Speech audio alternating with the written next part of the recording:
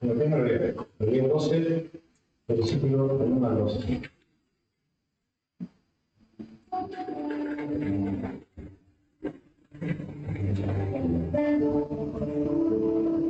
Lo así, no fuerte. Bueno, muy bien. El 1. Nosotros también tenemos grandes número de testigos, dándonos de todo y del pecado que nos respeta, corramos con paciencia la cabeza que tenemos con el nuestros dos órdenes de Jesús, el autor y consumador de la fe, el cuerpo glorioso, puesto delante de él, los menos cristianos de la historia y defensor a la derecha del trono de Dios.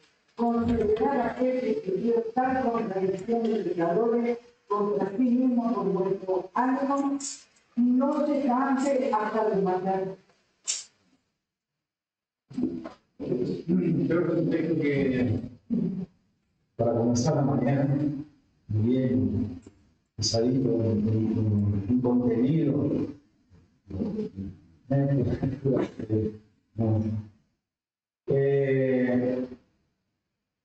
Fíjense que Pablo aquí compara nuestra vida cristiana con una carrera.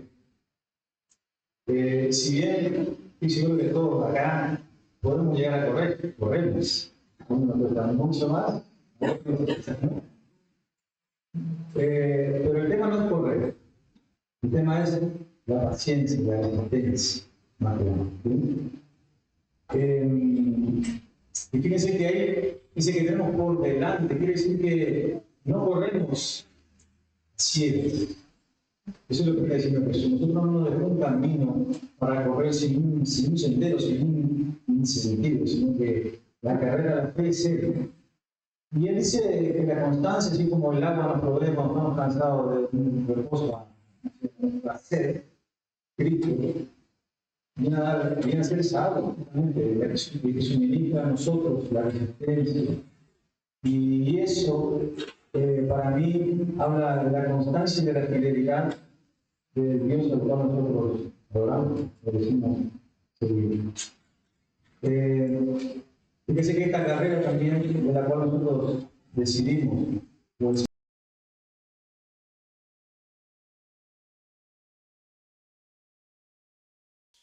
lo único que tenemos que hacer es transitarla.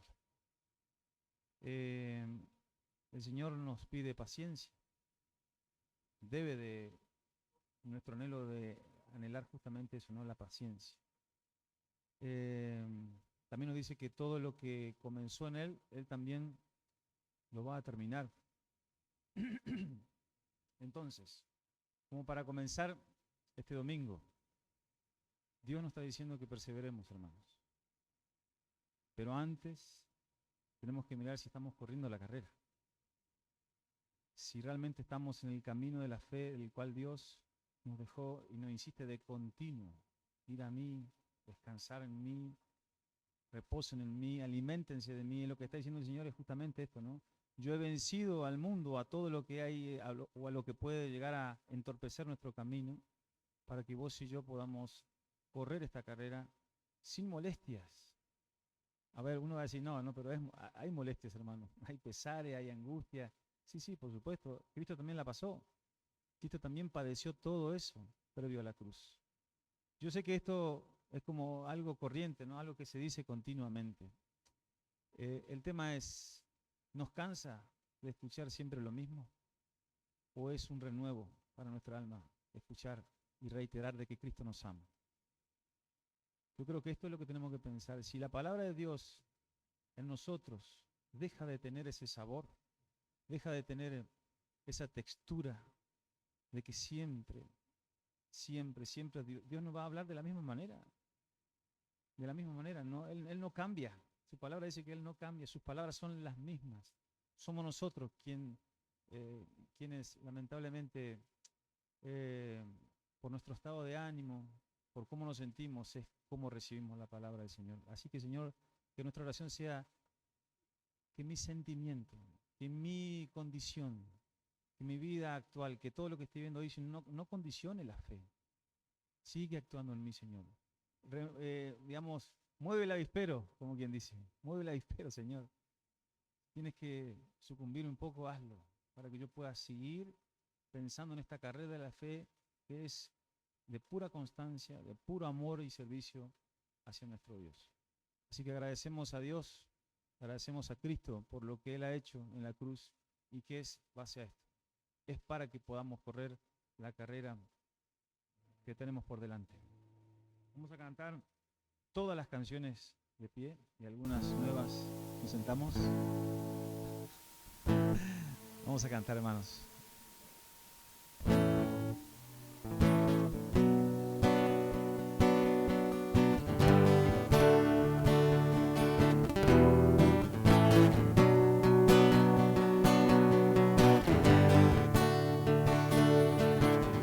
Cantamos.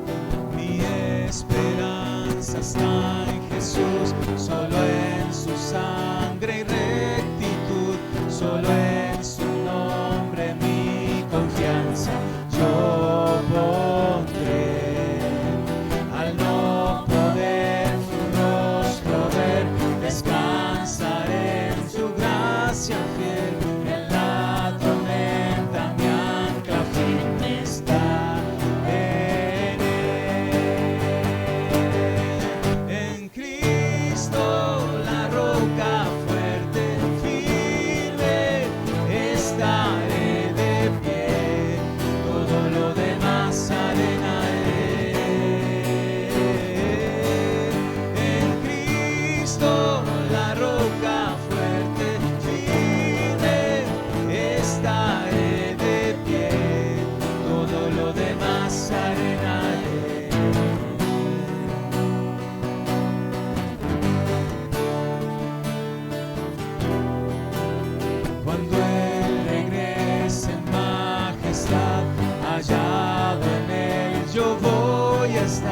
Vestido de su rectitud me encontrará. En Cristo la roca fuerte, firme, estaré de pie. Todo lo demás arena es. En Cristo la roca fuerte, estaré de pie, todo lo demás arena es.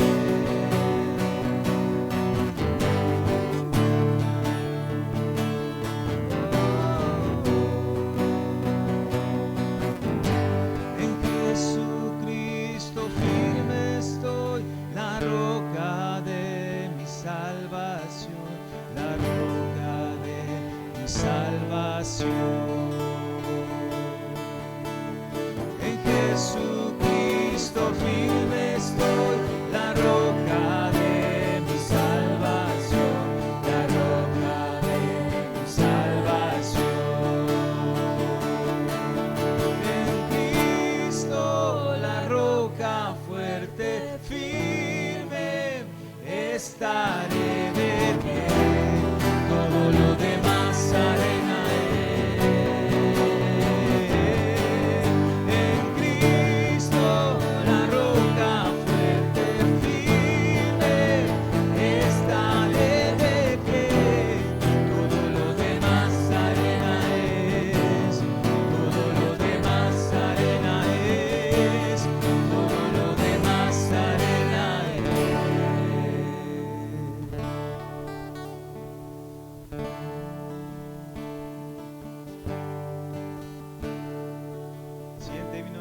en Jesús y en su trono de luz dejó por comprar mi salud en la cruz. El estribillo dice: alabanzas al Cordero, de mi vida el sostén, triunfó en el madero. Aleluya, amén. Damos.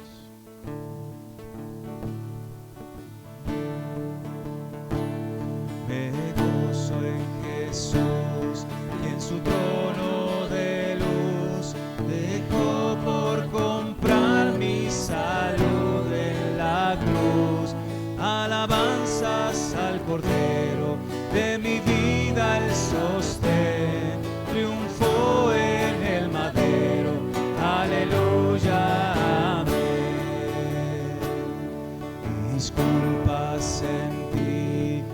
contrito acudí a Cristo, refugio eternal para mí. Alabanzas al Cordero, de mi vida el sostén, triunfó en el madero, aleluya, amén. Así tengo yo en Jesús que me amó, la paz y el perdón que su sangre compró. Alabanzas al Cordero, de mi vida el sostén, triunfó en el madero, aleluya, amén. Si hay penas aquí, gozo eterno hay allí, oh Cristo prepara lugar para mí. Alabanzas al Cordero, de mi vida el sostén, triunfó en el madero, aleluya, amén. Aleluya, aleluya, amén. Voy a pedir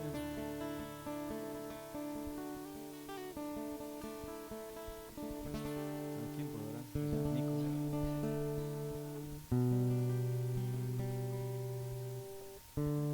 A Nico, allá que vino, justo que llegó, voy a pedir si puede tener una oración. Venga, Nico.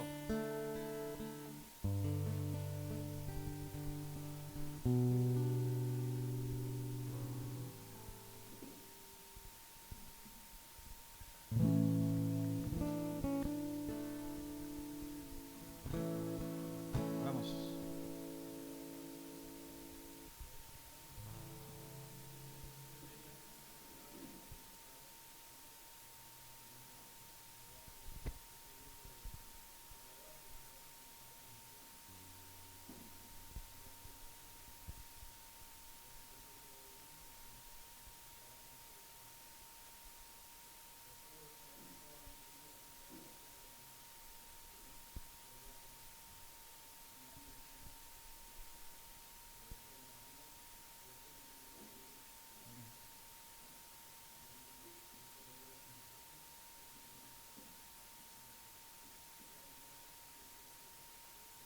Amén.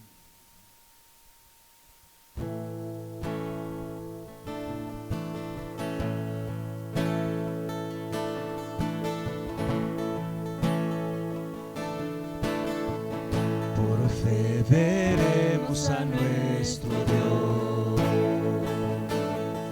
en el plan que creó en la eternidad, en la vida de los fieles que llamó a vivir por fe y no por ver. Por fe el justo vivirá.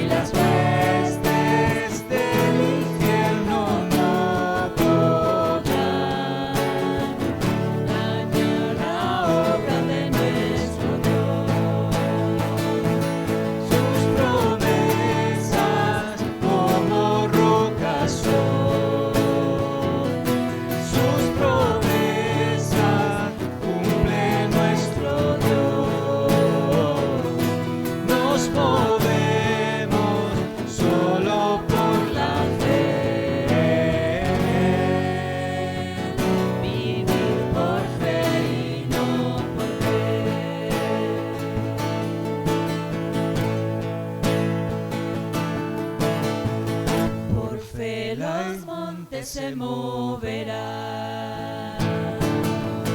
Si la fe permanece en Jesús, el poder del Evangelio librará a todo aquel que confíe en él.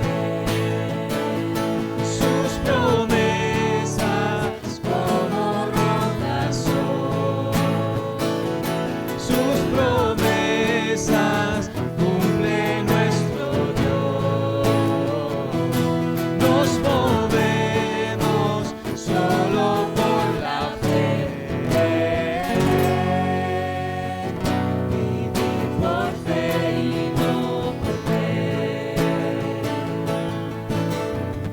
vivir por fe y no por ver, vivir por fe y no por ver.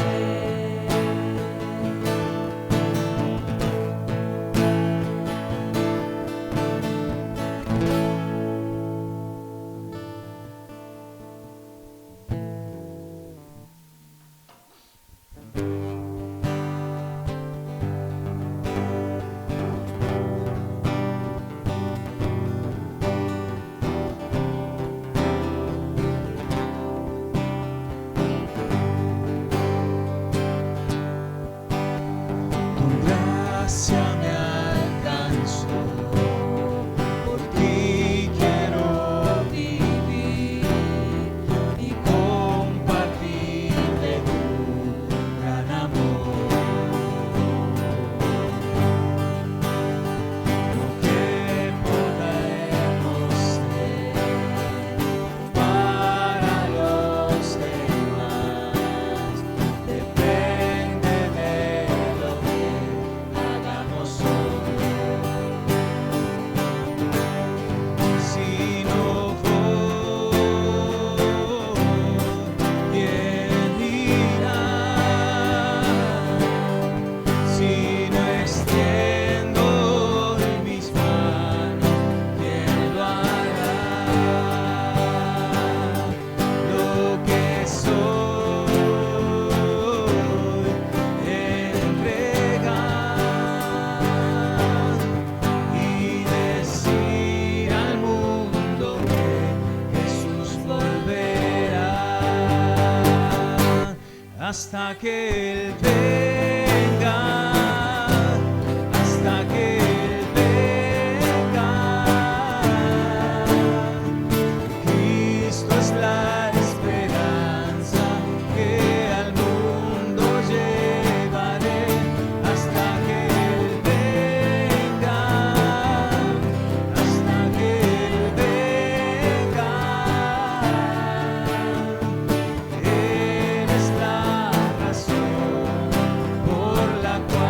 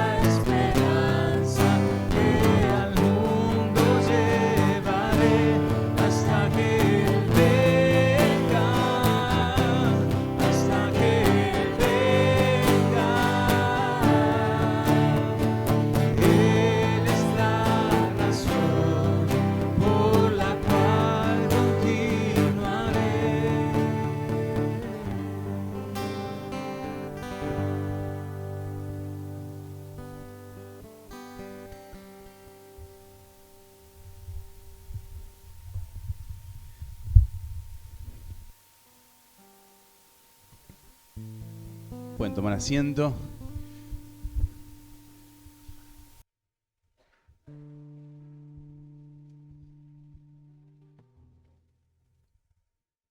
El hasta que Él venga es un gran desafío porque no sabemos cuándo vuelve. Por lo tanto, no hay un esfuerzo como meta. Es decir, cuando llegue a, quedamos.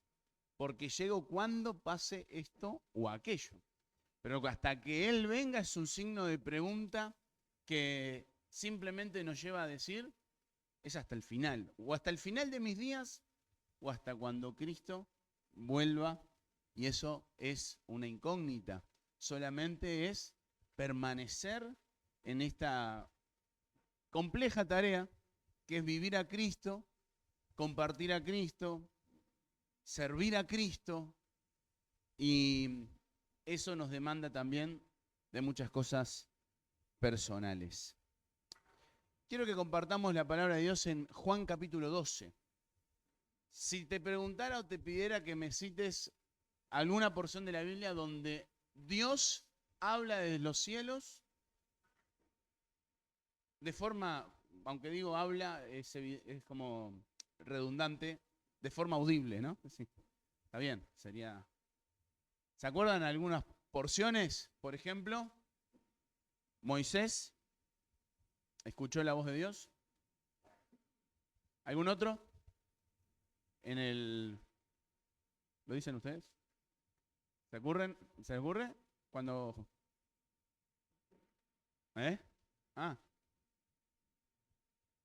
Sí, Juan 12. Pensé que me estaba alguno respondiendo.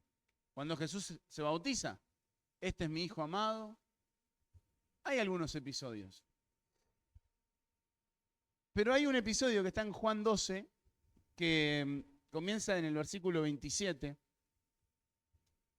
que Jesús está hablando de su muerte. Y dice el verso 27, ahora está turbada mi alma. ¿Y qué diré? Padre, sálvame de esta hora. Mas para esto he llegado a esta hora. Padre, glorifica tu nombre. Esto lo dice el Señor Jesús. Entonces vino una voz del cielo que decía, lo he glorificado y lo glorificaré otra vez.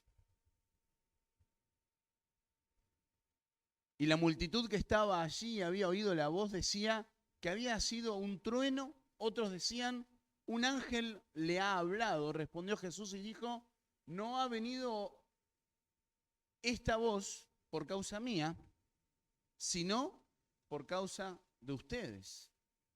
Ahora es el juicio de este mundo, ahora el príncipe de este mundo será echado fuera, y yo, si soy levantado de la tierra, a todos atraeré a mi persona. Algunas cosas que me parece que son dignas de pensar. En primer lugar, la dureza del corazón de quienes escuchamos la voz de Dios. ¿Ustedes se imaginan escuchar la voz diciendo, me glorifiqué y me voy a glorificar aún más, teniendo a Cristo delante diciéndonos, para esto he venido, a morir? ¿Qué diré? Sí, mi alma está angustiada, mi alma está triste, dice el Señor. ¿Pero qué voy a decir? ¿Voy a decir, hasta acá llegué, tiro la toalla? ¿O hasta que Él venga? ¿Qué voy a decir? Mi alma pasa por pruebas, pero ¿qué voy a hacer? ¿Abandonar la carrera? Señor Padre, glorifícate, que tu nombre sea glorificado con mi perseverar. Creo que es un buen objetivo que tengamos como proyecto o como prioridad que el nombre de Dios sea glorificado, aunque nuestra alma esté angustiada. Y nos ayuda a desangustiarnos, ¿saben por qué? Porque nuestros ojos dejan de estar puestos en nosotros, en esa actitud de pobre de mí, y decir, Padre, yo estoy como proyecto, no me gusta la palabra proyecto en esto, me gusta como prioridad glorificar tu nombre. En ese instante se escucha una voz que dice, me he glorificado. Jesús glorificó el nombre del Padre sin haber ido a la cruz aún, porque estaba caminando en la obediencia. Pero cuando vaya a la cruz, el Padre dice, y me glorificaré aún más. Va a haber algo de mayor gloria a mi nombre, que es tu muerte en la cruz. Acto seguido, como leímos recién, la dureza del corazón de las personas. Escuchar la voz de Dios, la palabra de Dios, y decir, me parece que está tronando. Es una irreverencia del desprecio mayor al Dios mismo. ¿No? Se viene tormenta, pero no hay una nube. Hay otros que quieren arrimar más al bochín, como decimos, ¿no? Un ángel le habló. Reconozco cosas espirituales, pero no a Dios. Pero no a Dios. Y Dios le dice, esta voz que ustedes escucharon, pero que no reconocen, no vino para mí. ¿Sino por quién? Para ellos. Para que crean. Para que terminen de entender de una vez por todas quién era Cristo y qué venía a ser Cristo. Y me encantan las palabras finales. El poder de la acción de la muerte y resurrección de Cristo es que Él nos va a traer, nos va a llevar a Él. Lean el versículo 30 o 31. Si soy levantado de la tierra, de la tumba, de la muerte, los traeré hacia mí. Querida iglesia, pensar por un instante que sin la resurrección de Cristo, como dijo el apóstol Pablo, nada de esto tiene sentido, respalda estas palabras. Cristo resucitó, ¿por qué?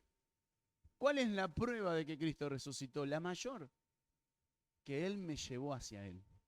Y así lo dijo, si yo resucitara entre los muertos, los voy a traer hacia mí. Ayer en Durazno, en el devocional, decían esto, decían esta pregunta, ¿cuál es la prueba mayor de que Cristo resucitó? Tu vida, mi vida. No le vamos a compartir el evangelio a la gente de un Cristo que no conocemos. Le vamos a compartir a las personas de un Cristo que conocemos.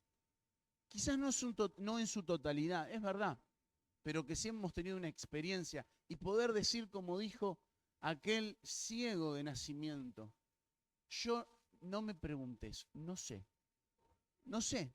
entiendo. No entiendo por qué Cristo me amó, no entiendo por qué Dios siendo Dios se hizo hombre, no entiendo cómo fue el tema de la creación. Muchas cosas no entiendo, una sola cosa entiendo, ¿se acuerdan? Yo, ciego, era, mas ahora veo, se terminó. Vos insistime en lo que quieras, pero Cristo impactó mi vida y Cristo la transformó. Cristo resucitó de entre los muertos para llevarme hacia Él. Si eso no hubiese pasado, ninguno de nosotros podríamos estar. Ese que se dijo ser el Mesías no lo era porque estaba en la tumba o sigue en la tumba. Mas el muerto ya no está allí. ¿Por qué buscan entre los muertos al que vive? La pregunta acá es, ¿qué vas a hacer con la palabra de Dios que se va a compartir hoy? ¿Va a ser un trueno para tu vida? Uy, hubo algo, pero nada más. ¿Va a ser la voz de un ángel? Es decir, qué lindo, qué interesante, qué experiencia, qué palabras. O va a ser el propósito, o lo vas a tomar como el propósito que es para ustedes, para mí. Porque la palabra de Dios es para nosotros. Yo deseo que la palabra de hoy, las canciones de hoy, pero por sobre todo los símbolos de hoy, no sean un trueno. ¿Qué pasa? Y el domingo que viene vuelve otro. Porque cuando se va una tormenta, pasado el tiempo vuelve otra, ¿no? Y espero que hoy sea palabra de Dios para nuestras vidas. y adoración a Dios también. Esa muerte citada nos llevó a Él. Esa resurrección, quise decir, muerte y resurrección. Y esta es la razón por la cual celebramos la Cena del Señor. Celebrar la Cena del Señor es decir, gracias Señor porque tu muerte me dio vida. Gracias Señor porque tu santidad agradó al Padre a tal grado que mi impureza puede ser lavada por la sangre de Cristo. Gracias porque el Cordero de Dios quitó el pecado de mi vida. Gracias porque me llamaste a vivir una vida de santidad. Que yo anhelo que la Cena del Señor tenga contenido, profundidad, relevancia.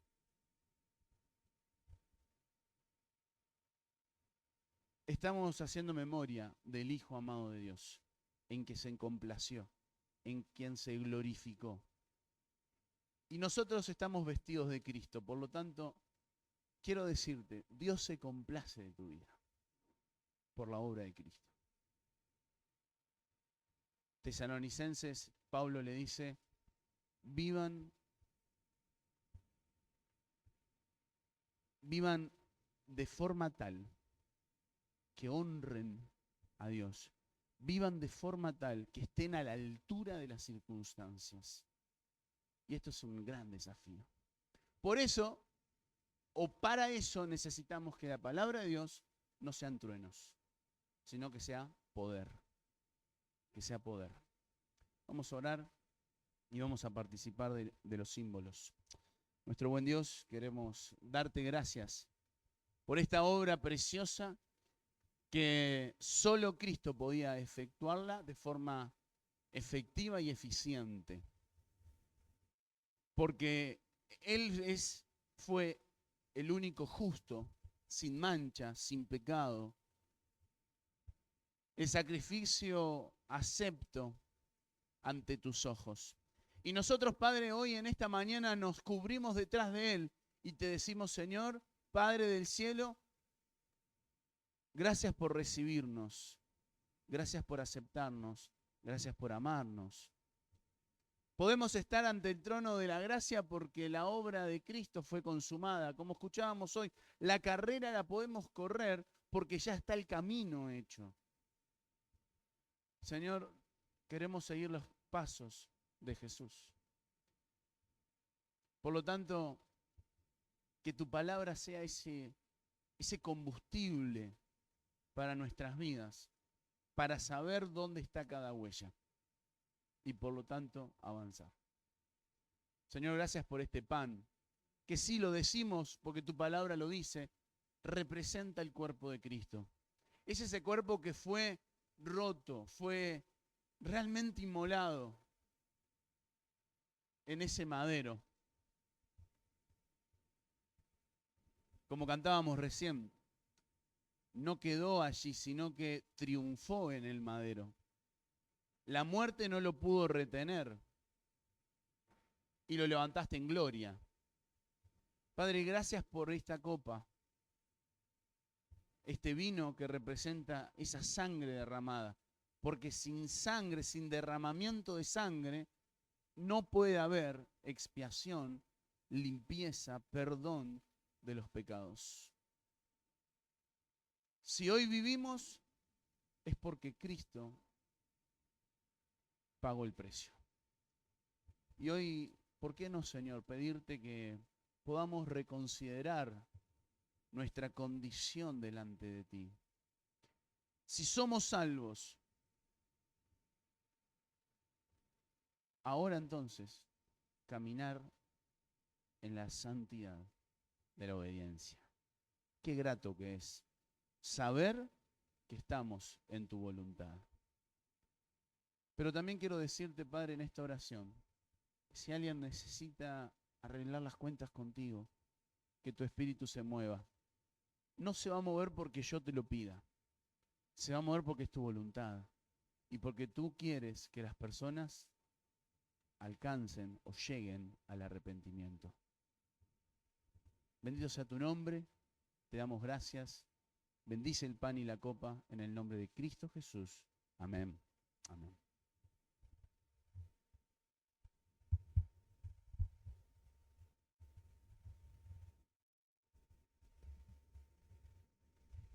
Mateo.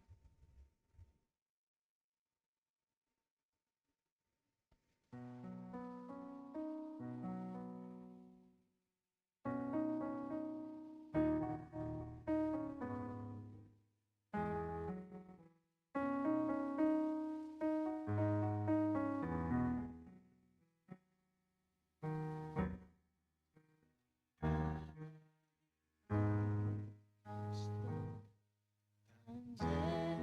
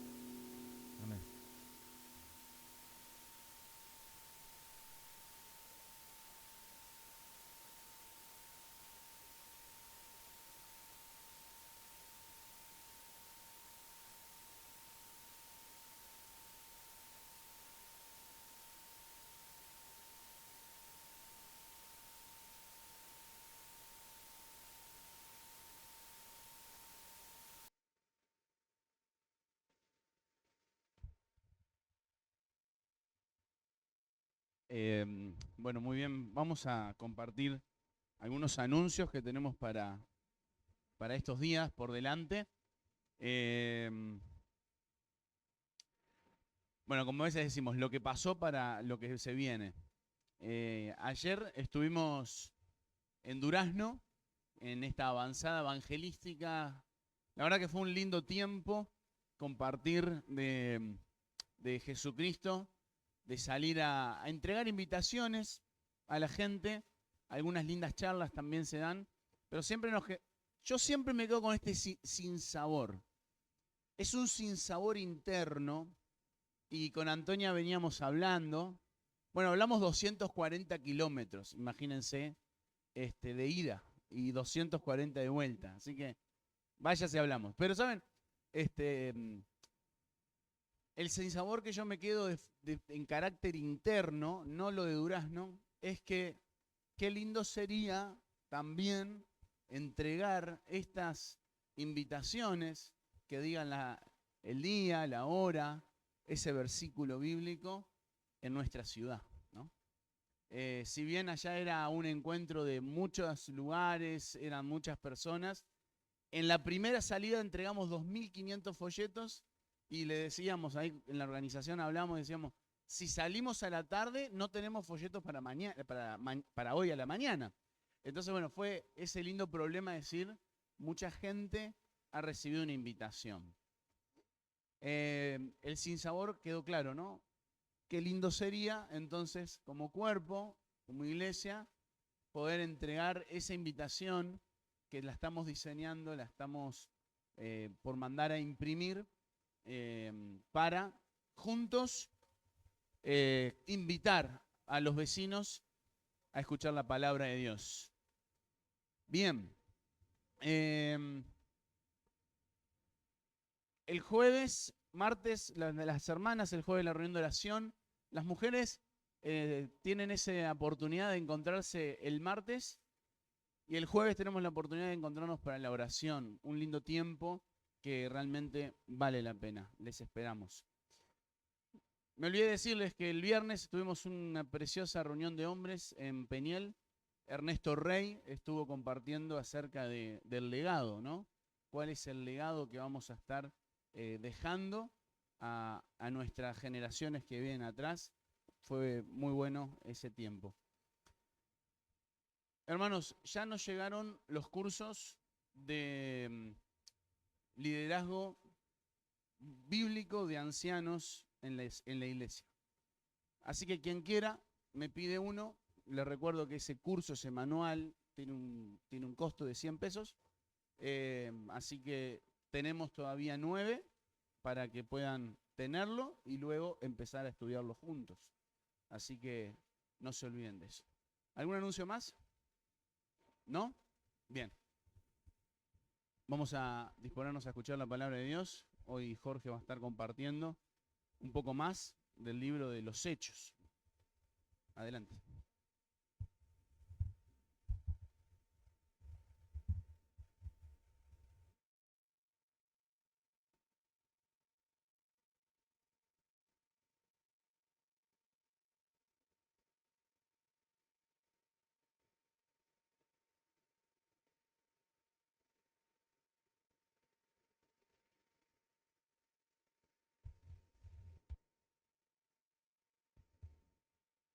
Bueno, muy bien, buenos días.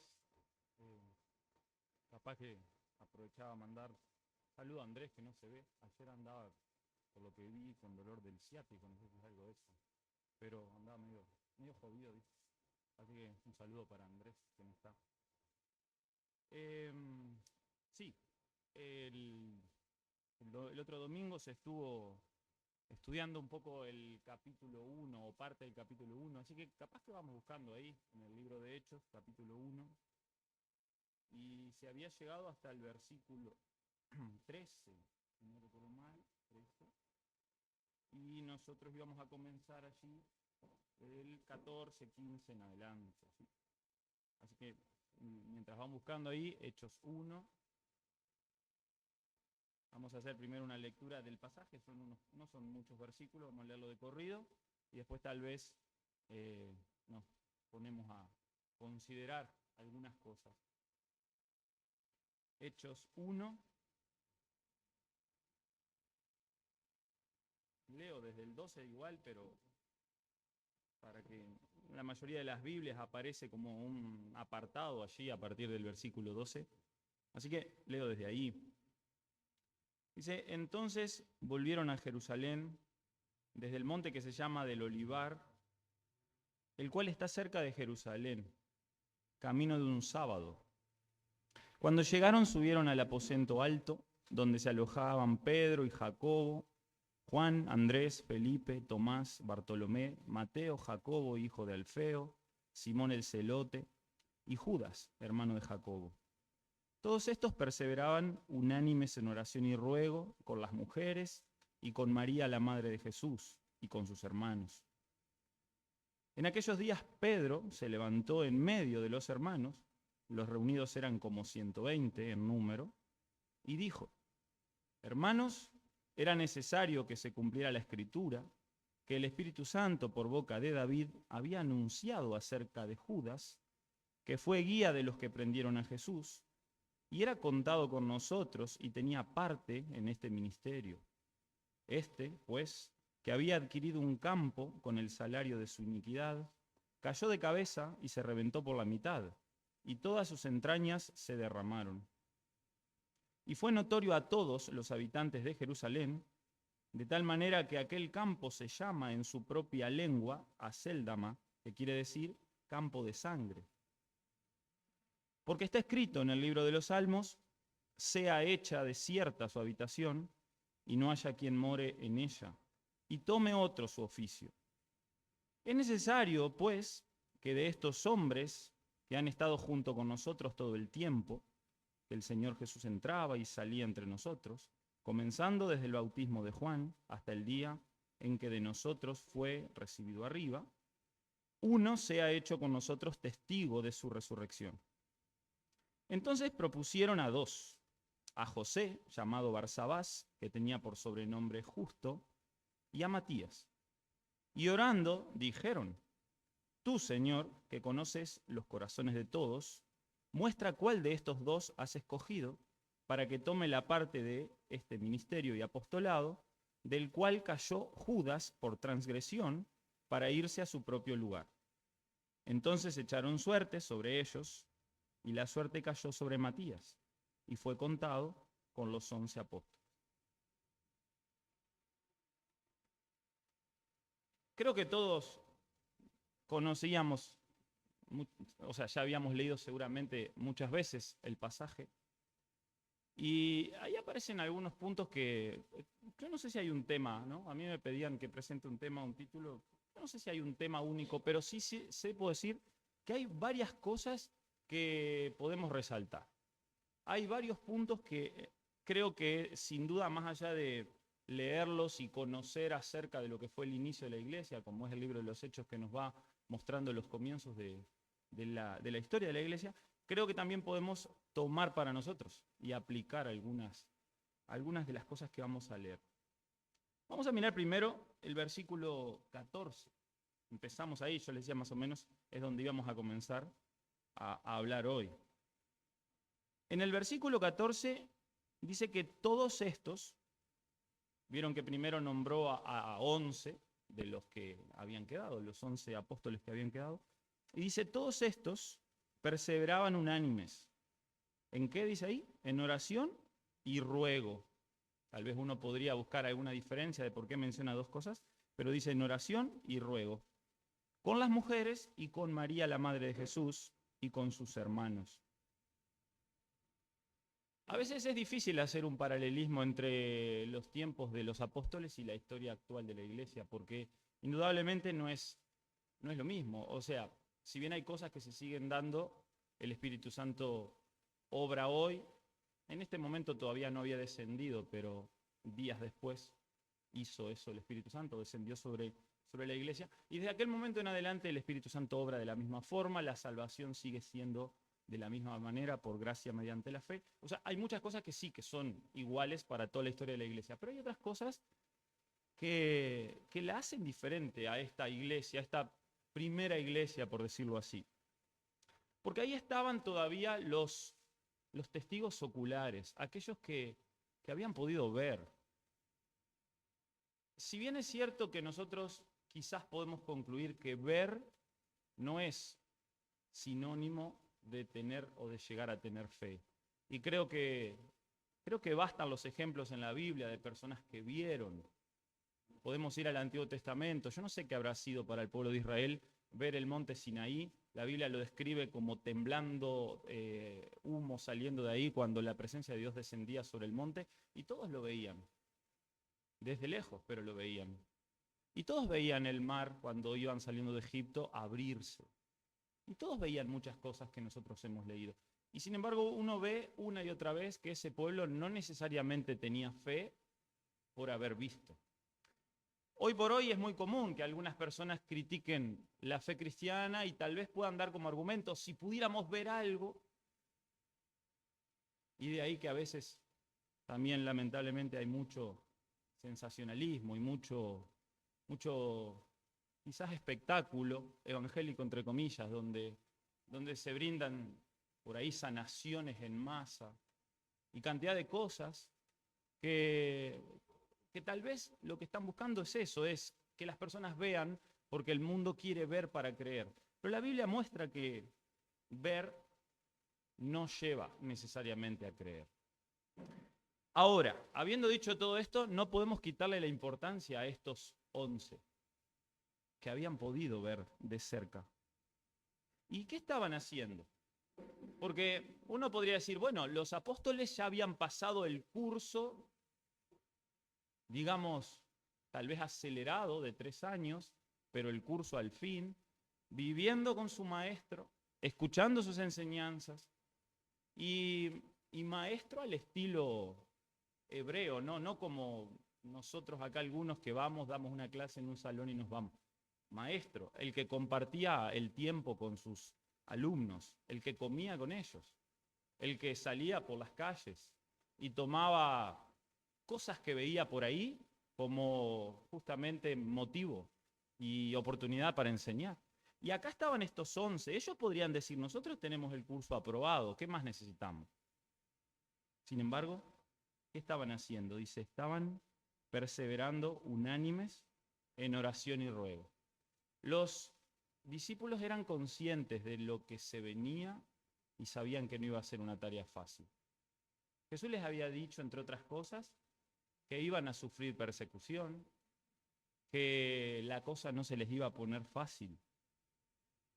La Biblia nos deja en claro que aquel que pretende hacer la voluntad de Dios, tarde o temprano sufre persecución de algún tipo. Oramos muchas veces y ponen los jueves uno de los motivos, orar por lugares en el mundo donde hay iglesias perseguidas, ¿verdad? Y muchos tienen el almanaque. El Uruguay quizás no es uno de esos lugares donde te persiguen con la espada, pero hay persecución también. Hay persecución ideológica. Uno que trabaja en centros públicos puede ver muchas cosas. Yo puedo ver y tengo compañeros de trabajo que no hay problema, tienen permitido ir con su mochila colgando una bandera de muchos colores. Pero yo no podría ir con una bandera, aunque no la tenga, pero una bandera que represente al Evangelio, porque a mí sí se me diría, no, esto acá no está permitido. Usted atenta contra la laicidad. Una frase que dijo Jorge Aguirre hace mucho tiempo, me dijo, el Uruguay no es un estado laico, es un estado antidios, dijo. Y yo comparto, porque laico significa que uno debe dar lugar a todas las posiciones sin tomar partido por ninguna, pero que bien se pueden discutir, debatir. No es lo que pasa. En la actualidad nosotros también tenemos algún tipo de persecución. Y los apóstoles ya desde ese momento ya sabían que iban a vivir persecución.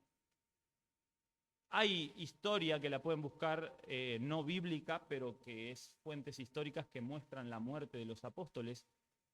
Y todos, excepto Juan, murieron asesinados. Ese fue el propósito maravilloso para su vida. Que a veces se dice de manera romántica aquello de Dios tiene un propósito maravilloso para tu vida, y a veces se malinterpreta, pero el propósito maravilloso para ellos era dar su vida por Cristo. No hubo otro premio, por supuesto, sí en la gloria, ¿no? Pero en esta tierra no hubo otro premio más que la muerte y muerte, muerte cruel. Ahora, ¿cómo se preparaban ellos? Acá lo dice. Estaban unánimes, orando y rogando. Orar, sabemos lo que es. Ayer le preguntaba a los niños, ¿qué es orar? Porque había algunos nuevos. Hablar con Dios, le decían. Bueno, nosotros desde niños, cuando aprendemos en la escuelita, nos dicen orar, hablar con Dios. Y acá aparece la palabra rogar también, ¿no? Rogar me hace pensar en estar contrito por dentro, en estar volcando en Dios todo lo que uno siente, todo el dolor, toda la amargura, hasta el enojo. Muchas veces vemos en los salmos aquellos hombres que oraban a Dios y hasta le depositaban su enojo. Parecía que hasta se quejaban en parte, ¿no? Yo ahora estoy leyendo por la lectura diaria, voy por Job, y uno puede ver en algunos capítulos cómo Job, en su dolor, llega un momento que parece que se está como hasta diciendo, Señor, pero tú me conoces, tú sabes cómo soy. Porque la Biblia empieza diciendo que no había hombre, la Biblia no, el libro de Job empieza diciendo que no había hombre así, justo, como él. Y sin embargo llega un momento que le pasan todas las cosas que sabemos, y Job llega a dolerse por dentro, y parece que le está hasta reprochando a Dios, ¿no? Bueno, estos estaban acá orando. Yo anoté algunas cosas acá, por si me olvido, pero yo puse una cosita que decía, ante la inminente oposición y peligros que el mundo presenta, la oración es la primera línea de defensa. Esto era lo que estaban haciendo ellos, orando juntos, un grupo. No hacía mucho que Jesús se había despedido, pero ellos sabían que tenían que orar. ¿Quién les había enseñado a orar? ¿Se acuerdan? Jesús les había enseñado a orar, Mateo 6. ¿Quién había orado por ellos? Jesús, Juan 17. Jesús les enseñó a orar, Jesús oró por ellos, y ahora ellos tienen que orar. Y es lo que están haciendo acá. Un versículo que se citó hoy más temprano de Efesios 6, 18, dice Pablo, lo pueden buscar si quieren, pero recordamos lo que dice la primera parte, orando en todo tiempo, con toda oración y súplica, y velando en ello, súplica en el Espíritu y velando en ello, y continúa el versículo, pero esa primera parte, ¿no? Orando en todo tiempo. Yo cuando empecé, hace muchos años, a asistir a la iglesia, uno como toda persona nueva no sabe mucho, o no sabe nada, prácticamente nada, y bueno, y a veces yo decía, bueno, para orar, ¿cómo es el tema, no? Un lugar especial, una posición especial, una forma especial. Y me acuerdo que no, que como siempre hay algún hermano cerca que te enseña, ¿no? Cuando uno es nuevo, y dice, vos podés orar donde quieras, cocinando en la bicicleta, cocinando, coma, en la bicicleta. Las dos cosas no creo. Manejando, pensando, hasta en el baño, podríamos decir. Uno puede orar en cualquier lugar, orando en todo tiempo, en toda circunstancia, nosotros podemos orar a Dios. No voy a decir cosas que son repetitivas y que todos sabemos, pero sabemos que es un desafío para nosotros el orar.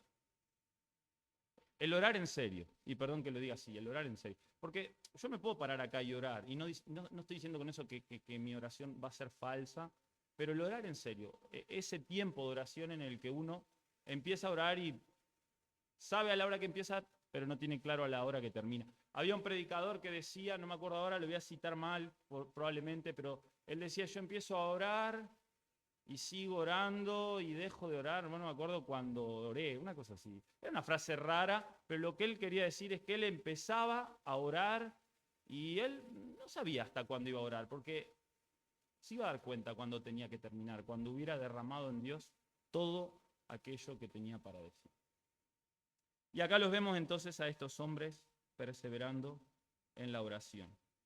Ahora, una segunda cosa que podemos ver acá, y es triste, versículos desde el 15 hasta el 20.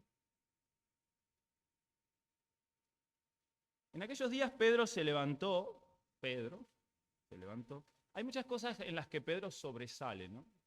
Lo hacía en tiempos que Jesús estaba, Lo sigue haciendo en los primeros capítulos de Hechos. Después Pedro, de algún modo, no es que desaparece, pero pasa a un segundo plano y empieza a cobrar importancia al apóstol Pablo, o por lo menos empieza a ser más notorio su ministerio. Pero acá Pablo ni siquiera está todavía como Pablo, todavía sigue siendo Saulo de Tarso. Pero Pedro sobresale en muchas cosas. Y acá dice que Pedro toma ahí la iniciativa, se para, dice versículo 15, en medio de todos los que estaban reunidos, 120 más o menos. No nos podemos olvidar que en los tiempos de Jesús no estaban solamente los 12 apóstoles. Tenía Jesús muchos otros seguidores.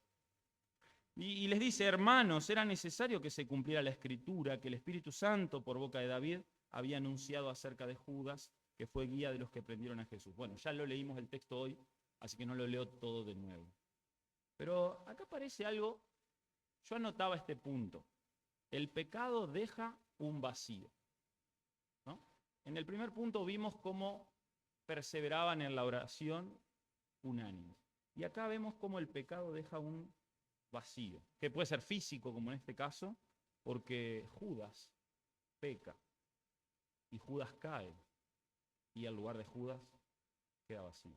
Pero nosotros, ahora vamos a hablar de Judas, pero no puedo dejar pasar que esto lo podemos aplicar a nuestra vida en cuanto a que el pecado deja siempre algún tipo de vacío, físico, en el alma, en las relaciones.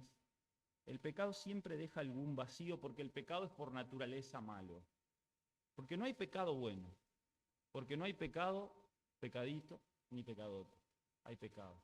Y porque el más pequeño, como dicen algunos de los pecados, llevó a Cristo a la cruz.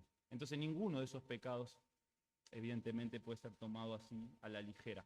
Todos nosotros luchamos con algún pecado, ¿no? Eso es una realidad. Pero el cristiano, evidentemente, no puede conformarse a vivir en el pecado. Y acá vemos a Judas traicionando a Jesús, vendiéndolo por 30 monedas, yendo a una horca, suicidándose. Ahora vamos a hablar un poquito más de eso. Pero en este caso estoy hablando de que deja su lugar. Y nosotros muchas veces hemos dejado nuestro lugar, ¿o no? Y si nos ponemos a escarbar, cuando hemos dejado nuestro lugar, aunque estemos físicamente acá, porque en el caso de Judas, bueno, físicamente dejó su lugar.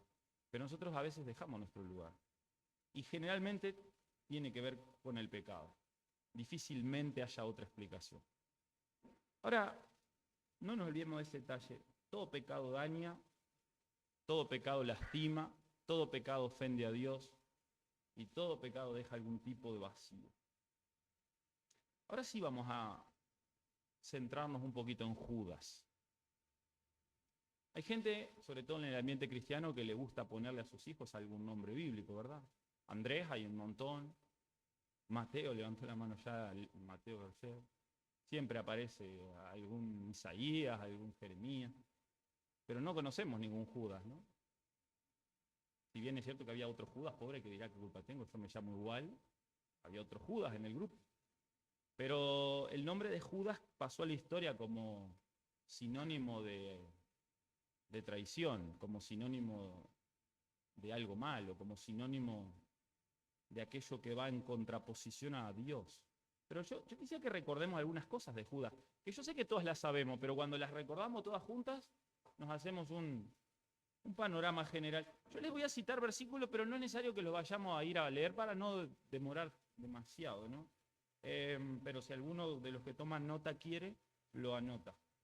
Primero que nada tenemos que decir que a Judas lo eligió Cristo mismo. Y no lo eligió después de un día de arduo trabajo y dijo Jesús, bueno, ahí viene un montón, bueno, vamos a elegir a los que andan más cerca. No, la Biblia dice en Lucas 6, yo le cito algún pasaje, pero hay pasajes paralelos, pero Lucas 6:12 dice que Jesús estuvo toda la noche orando. Y después eligió a los apóstoles, incluyendo a Judas. Pasó la noche orando. El Hijo de Dios. Evidentemente nos podemos salir del tema acá y decir que si hasta el mismo Hijo de Dios tenía necesidad de orar, ¿qué queda para nosotros, ¿no? Y nosotros a veces, con una pequeña oración sola chiquita, como para de alguna manera sentirse tranquilo y decir, yo oré por el tema, ya creemos que sabemos lo que hay que hacer. Pero el mismo Hijo de Dios pasó la noche orando y eligió. Y yo no me puedo meter ahora porque no lo sé en toda esa temática de la divinidad y la humanidad, y si cuando lo eligió sabía o no sabía. Eso habría que dejárselo a uno de estos teólogos que escudriñan y escudriñan. Pero lo cierto es que Cristo sabemos que es Dios. Y Cristo lo eligió. Eligió a Judas, como eligió a Mateo, como eligió a Juan, como eligió a Andrés, como eligió a los demás. ¿Qué más podemos recordar de Judas? En Marcos 3:13, y de ahí en adelante, cito el primer versículo, pero hay que seguir leyendo un poquito los pasajes. Recién les decía Lucas 6:12, ¿no? No sé si lo voy a decir. Ahí se menciona que Cristo oró toda la noche y elige a los apóstoles, incluyendo a Judas.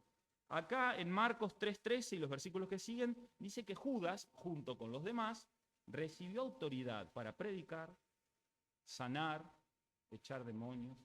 Lo dice la Biblia. Y en ningún lugar de la Biblia se dice, Judas no puede hacer ninguna de esas cosas. ¿Qué estará pasando? No, no dice eso. Judas era uno más ahí. No había nada aparente que lo distinguiera. En la Biblia no se dice en ningún lugar que los apóstoles ya se habían dado cuenta, hay algo raro con Judas, no logra sanar a nadie, no logra predicar. Una vez, son esas cosas que a veces uno las aprende y después dice, ¿de dónde las habrán sacado? ¿No? Muchas veces te dicen, bueno, Judas no era salvo, porque si vos lees, nunca llamó a Cristo como Señor, te dicen, nunca le... Bueno, hay muchas cosas que la Biblia no dice que se hicieron o no dice que pasaron, y por ahí concluir que no lo hizo solo porque no está escrito, no sé si sería del todo acertado. Lo cierto es que Judas era parte del grupo, y como parte del grupo participó en campañas evangelísticas, llamémosla así, yendo por la región y predicando. Participó de cuando Jesús sanaba a otros, pero acá dice que también él, junto con los demás, recibieron autoridad para sanar, echar demonios y demás. Y a mí esto me hace pensar mucho, ¿no? Porque hay más cosas de Judas. Y quiero decirles algo que me hace pensar, pero lo dejo para después. ¿Qué más dice la Biblia acerca de Judas? Que era el tesorero del grupo. ¿Y la bolsa se la darían a cualquiera? Porque también puedo pensar que Judas era confiable. ¿Por qué le darían la bolsa? Porque en un momento dice que Judas sustraía porque era ladrón. Pero no se olviden que eso está redactado después que todos los acontecimientos habían pasado, cuando ya todo se sabía. Pero en el momento ellos sabían que era ladrón. Los apóstoles me refiero. Jesús probablemente, pero ¿y los apóstoles? ¿Sabían que era un ladrón? No sabían. Quiere decir que Judas tenía una apariencia, ¿por qué no decirlo así?, de persona honesta. Si ustedes tuvieran que elegir a una persona para que lleve las cuentas de un lugar, es posible que elijan a una persona que tenga una apariencia y una conducta honesta. Y Judas era el que llevaba la bolsa del grupo, la bolsa del dinero. Y eso lo dice ahí Juan 13:29. Después viene la parte que todos sabemos, la parte triste. Judas traiciona a Jesús por dinero, Mateo 26:14. Por 30 monedas lo vendió. Pero no solo eso. Judas lo pudo haber traicionado, pero Judas hizo más que eso. Y Pedro lo dice acá en Hechos. Judas fue el que guió, los acompañó, los llevó a los soldados hasta donde estaba Cristo mismo. O sea, no fue solo que lo vendió, no fue que solamente fue y dijo, miren, yo se los entrego, está ahora en tal lugar, vayan. No, él mismo los guió. ¿Se han puesto a pensar ustedes qué habrá ido pasando por la cabeza de Judas en esos metros que tuvo que recorrer hasta llegar a donde estaba Jesús y sabía que los que llevaba consigo lo iban a detener? Pero Judas hizo eso también, guió a los que iban a detener a Jesús. Mateo 26:47 dice eso. ¿Pero qué más hizo Judas? Mateo 27:3 dice, y acá aparece una palabra que nos puede confundir un poco, porque dice que Judas ¿Se arrepintió? Ahora, cuando ustedes leen el pasaje, el arrepentimiento mencionado no es el arrepentimiento, no va de acuerdo al arrepentimiento bíblico, porque Judas acá, si se hubiera arrepentido en el sentido bíblico de la palabra, en ese cambio de mentalidad y demás, la Biblia dice que hay que arrepentirse y apartarse, Judas no hizo eso, porque no fue a Cristo, como sí hizo Pedro después de traicionarlo. Judas no, Judas se ahorcó. Entonces por ahí algunos dicen, más que arrepentimiento, dicen algunos, lo que Judas tuvo acá es una especie de remordimiento. De alguna manera hubo algo que lo llevó a darse cuenta. Y uno se pregunta, ¿y no estuvo ahí también la misericordia de Dios? Porque si Judas tuvo ese momentito, él se pudo haber quedado con la moneda y haber hecho su vida, pero si tuvo ese momentito donde sintió ese arrepentimiento o remordimiento, llamarlo como quiera, ¿no estuvo ahí la misericordia de Dios dándole una oportunidad más? Y si él hubiera ido a Cristo, ¿Cristo lo hubiera perdonado o no? ¿No perdonó a Pablo? ¿No perdonó a Pedro? ¿Por qué no hubiera perdonado a Judas? Porque Judas estaba destinado a... Si Judas hubiera ido a Cristo en arrepentimiento de lo que acababa de hacer, creo que no nos cabe duda de que hubiera sido perdonado por él. Pero no hizo eso Judas. Judas sintió ese tipo de arrepentimiento que a veces sentimos las personas, que nos pesa algo de lo que hicimos, pero no lo suficiente como para pedir perdón, no lo suficiente como para tal vez arreglar lo que pasó. Sí molesta, pero hasta ahí. De algún modo a Judas le molestó hasta ahí. ¿Y qué hizo? Dice también Mateo 27:3. Fue y devolvió las monedas. Yo lo veo como religión, porque en lugar de ir a Cristo, intentó de alguna manera enmendar él lo que había hecho, como si la acción de devolver las monedas le fuera a otorgar a él quizás el perdón por lo que acababa de hacer. Obviamente todos sabemos que a los sacerdotes no les importó nada, ellos, allá tú, si te remuerde la conciencia, está bien, dejá la moneda ahí. Para los sacerdotes les salió redondo el negocio porque tenían a Cristo ya para irlo a buscar y les salía 0 pesos, porque las monedas quedaron ahí. Y como dijimos, va y Judas va y se ahorca. Mateo 27:5. Vivimos en un país donde tristemente el índice de suicidio es altísimo, ¿no? Y sobre todo en gente joven. Es muy común todo el tiempo escuchar personas que se quitaron la vida. Y uno puede buscarle siempre excusas detrás de eso, explicaciones, quise decir. Algún problema de salud, algún problema de relaciones, algún problema de depresión, algo. No creo que nadie se levante un día y diga, bueno, hoy es un lindo día para ahorcarme. Seguramente aquella persona que toma una dramática decisión como esa, debe haber algo que lo lleva a eso y que no ve salida por ningún lado y la ve por ahí, o no quiero, por supuesto, pensar demasiado en eso porque hay que estar, me imagino, en el lugar de una persona que está pensando así. Pero lo cierto es que pasa mucho.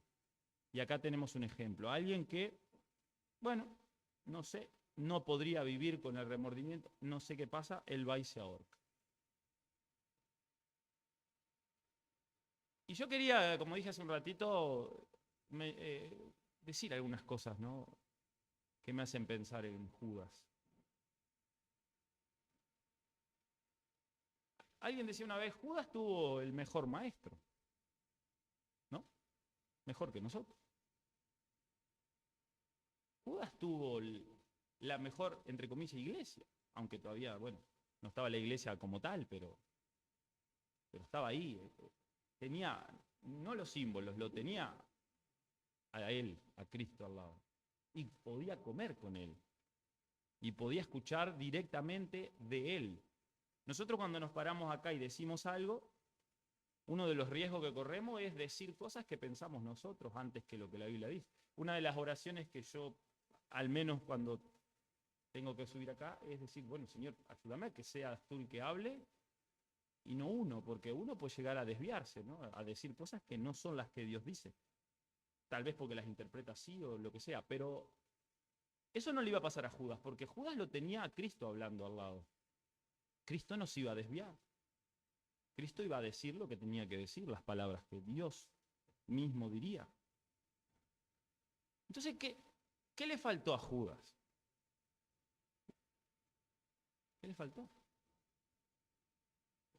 Sin embargo, Judas, aún después de ese tiempo, termina siendo lo que acabamos de leer. Traiciona, vende por dinero a su maestro.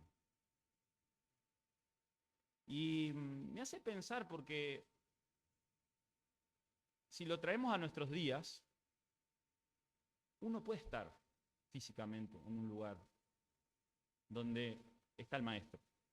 Nosotros no lo tenemos acá a Cristo físicamente, pero sabemos que Él está entre nosotros porque Él lo prometió. O sea, podemos decir también que está acá. Y uno puede estar acá 3 años como Judas, o más o menos. Y uno puede participar de los ministerios como Judas. Y uno puede llevar las finanzas del grupo como Judas. Y uno puede muchas cosas como Judas. No se va a decir que Judas se desvió porque no se lo alimentó espiritualmente. No se va a poder decir eso. Porque estaba Cristo enseñándolo. No se va a poder decir que Judas se tomó esa decisión porque la doctrina que se le estaba enseñando era la equivocada. Porque era Cristo quien lo estaba enseñando. Judas no tenía excusa. Entonces me hace pensar que muchas veces nosotros muchas veces sí tomamos ciertas excusas. Dios quiera que no haya ningún Judas acá. Y perdón que lo diga así, pero Dios quiera que no haya ningún Judas en el sentido de una persona que escuchó la palabra de Dios, que participó de ministerios y de actividades como Judas, que tuvo responsabilidades como Judas. Estoy seguro que Judas predicó también. Estoy seguro que Judas hizo muchas cosas porque lo hacían también los demás.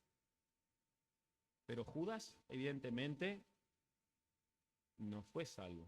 Judas, evidentemente, quizás con su boca dijo, quizás con su boca habló y confesó, pero lo cierto es que Judas no creyó en el Mesías como su Salvador, porque de lo contrario hubiera sido salvo.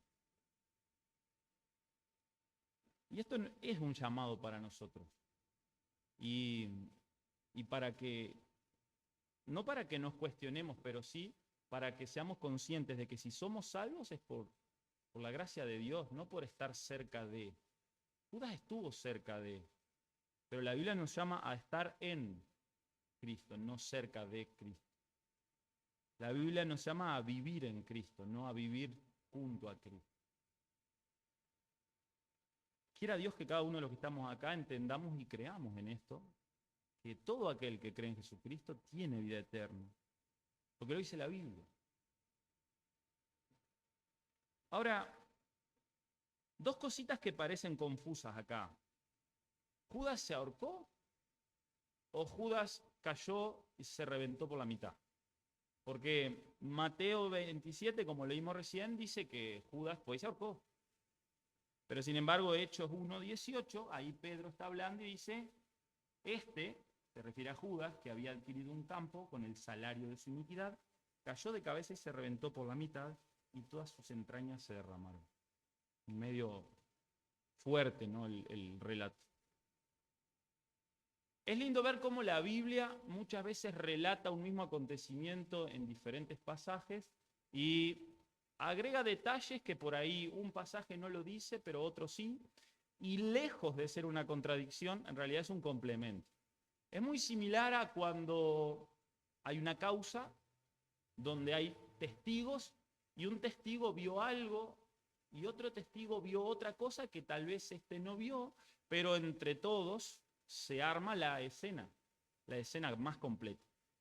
Entonces, por supuesto que los comentaristas no pueden asegurar lo que la Biblia no dice, pero sí dicen que lo que seguramente pasó es que Judas fue a ahorcarse, como lo dice Mateo, Y quizás, evidentemente, o se rompió la soga o se rompió la rama donde se iba a ahorcar y cayó y se dio de forma muy violenta contra roca y bueno, sus entrañas se derramaron, dice, para que vean lo violento del impacto, ¿no?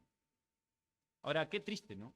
Qué triste cómo termina alguien que, como dije hace un rato, estuvo tanto tiempo junto al Hijo de Dios. Alguien que fue de los pocos humanos que han vivido en toda la historia que tuvieron ese privilegio. Y qué triste cómo termina él. No solo por su muerte física, que de última eso sería un segundo. También hay creyentes que han muerto de manera violenta, pero estamos hablando de lo que viene después, ¿verdad?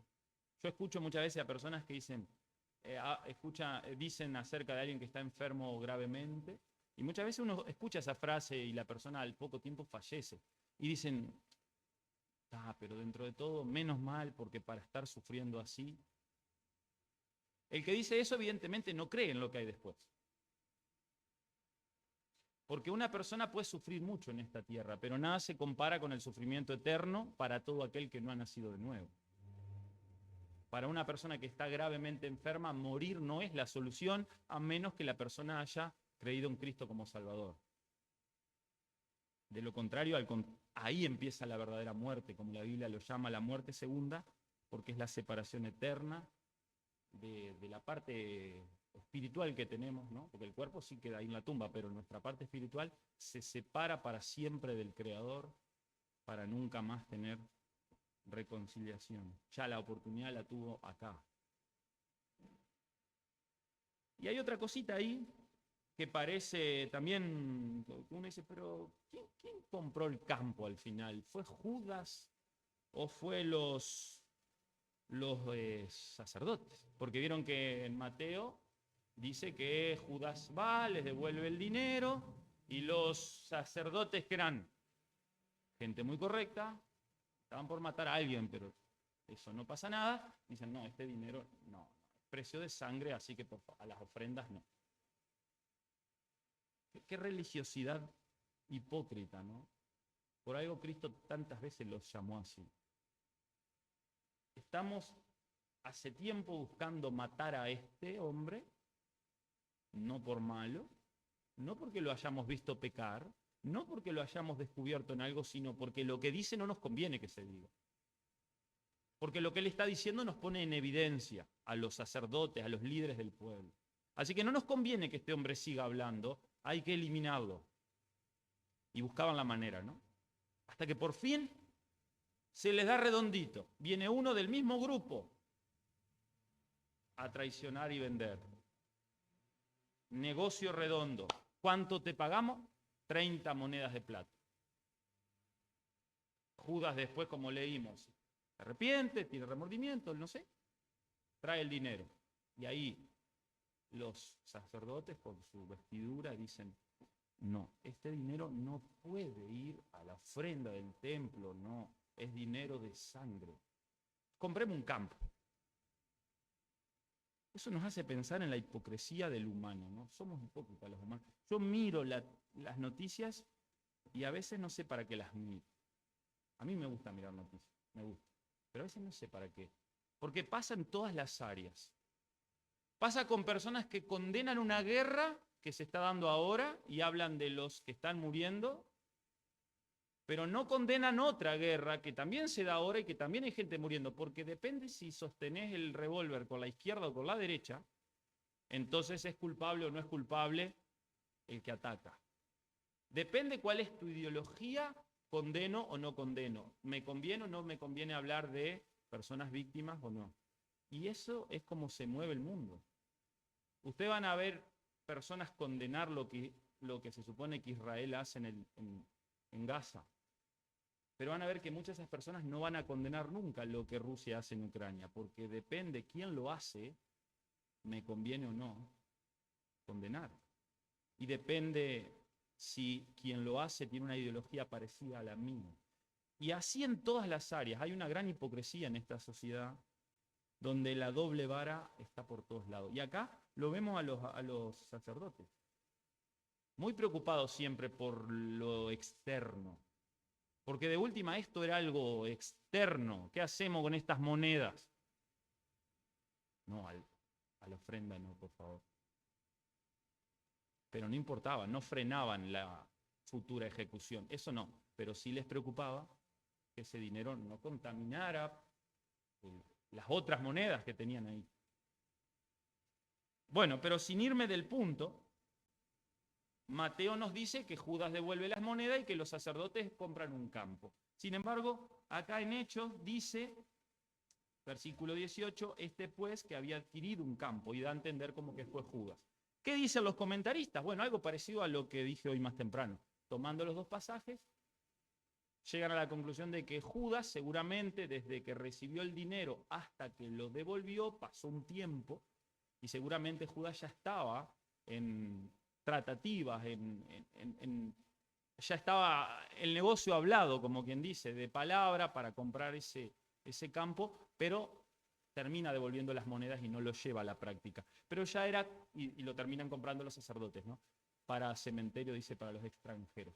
Pero de alguna manera, más allá de si Judas firmó las escrituras o no, si es que hubiera habido escrituras en esa época, lo cierto es que el dinero provenía de un precio por entregar al Hijo de Dios, al Mesías. El que tiene valor infinito era vendido por unas pocas monedas. ¿Cuánto comprarías con 30 monedas de plata? No sé. No, la verdad no me puse ni a mirar la equivalencia de cuánto sería hoy. Pero así fuera 1 millón, 2 millones, 10 millones. El dueño de todo, el creador de todo, era vendido por unas pequeñas monedas. Hasta eso era un insulto a Cristo. Pensar que su persona tenía precio. Ni todo el oro del mundo, así lo hubieran tenido los sacerdotes, pudiera haber pagado a la persona de Cristo, porque Él es el creador de todo. Él es el Señor de todo. Ahora, termino con Judas diciendo algo que a mí, y creo que a ustedes, nos lleva a reflexionar. Cuanto mayor es el privilegio que vos podés tener, mayor va a ser la responsabilidad. Porque el juicio sobre Judas probablemente haya de ser muy severo en comparación con otras personas que por ahí no tuvieron ese privilegio. Si bien la condenación para todos los que no han creído en Cristo Jesús es la misma, la muerte eterna, pero sí es cierto que Cristo mismo habló de diferentes grados de condenación. Él dijo en un momento, para tal ciudad será más tolerable el castigo que para tal otra. Y Judas, teniendo todo, lo traiciona. Y Jesús mismo dijo que más le hubiera valido no haber nacido por lo que hizo. O sea, obviamente, todavía no lo había hecho en ese momento, ¿no? Pero más le valdría no haber nacido. O sea, para Judas hubiera sido mejor no haber nacido que haber nacido y hacer lo que hizo. Y nosotros, todos los que estamos acá, hoy tenemos un privilegio, que es el de poder escuchar el Evangelio. Poder escuchar que Cristo Jesús vino al mundo a salvar a los pecadores. Y como Pablo dijo, yo soy el primero, y nosotros podríamos agregar, y yo soy el segundo. O el primero, cabeza a cabeza con Pablo. Porque todos nosotros somos pecadores y eso no hay duda alguna. Y todos nosotros merecemos la condenación, la justa condenación además, por parte de Dios por nuestros pecados. Puede estar ahí adentro del corazón nuestro aquello de que te entiendo, pero yo no molesto a nadie. Yo soy buen vecino.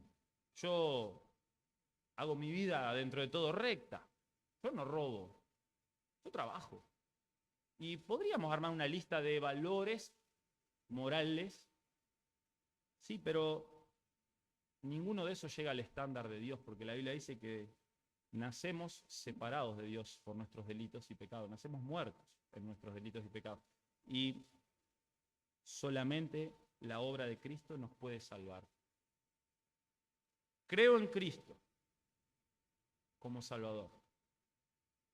y soy perdonado y tengo un lugar en los cielos, o rechazo a Cristo y me voy al infierno con todas mis buenas obras y mi buen vecino y mi buena moral, porque ninguna de esas cosas alcanza para los estándares de Dios.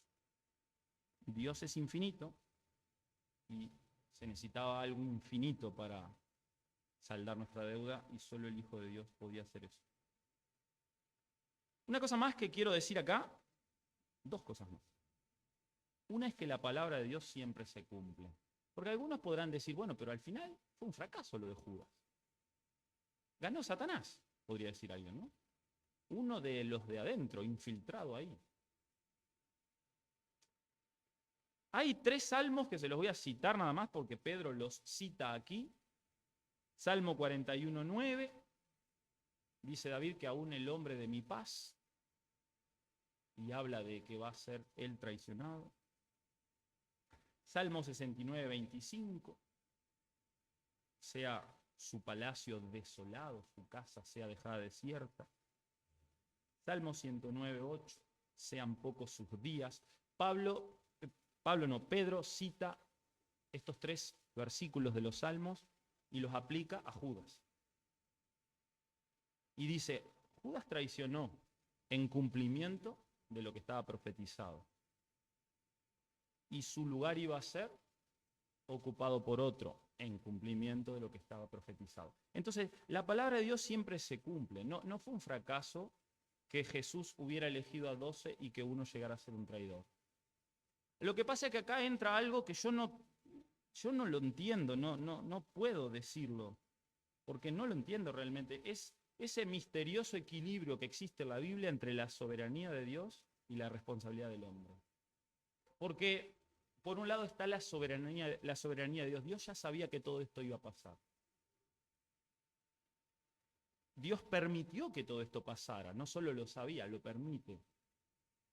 Pero al mismo tiempo está, sin duda alguna, la responsabilidad del hombre, porque acá dice que Judas, lo dice al final del capítulo 1 que leímos de Hechos, versículo 25, dice, para que tome la parte de este ministerio y apostolado del cual cayó Judas por transgresión para irse a su propio lugar. Judas fue responsable de lo que hizo. No es que, bueno, pobre Judas fue una especie de títere de Dios, Dios lo destinó a eso, entonces Judas no tenía manera alguna de zafar de ahí, porque Dios, el soberano, te predestinó a eso, entonces vos cómo te salís. No. Acá deja muy en claro que Judas fue responsable de lo que hizo y se fue a su propio lugar, dice la Biblia. Pero eso no anula la soberanía de Dios. Ahora, ¿ustedes lo entienden? Yo no lo entiendo totalmente. Yo no entiendo totalmente cómo funciona esa soberanía de Dios, que nada de lo que pasa puede pasar si Dios no lo permite, pero al mismo tiempo Dios le dice al hombre que se arrepienta y crea. Y Dios le dice al hombre, buscadme y viviréis. Y Dios le dice al hombre, si no se arrepienten, todos perecerán igualmente. Indudablemente la responsabilidad del hombre está por toda la Biblia. Y Judas fue responsable de lo que hizo. No fue una víctima de la situación. Judas tomó su decisión.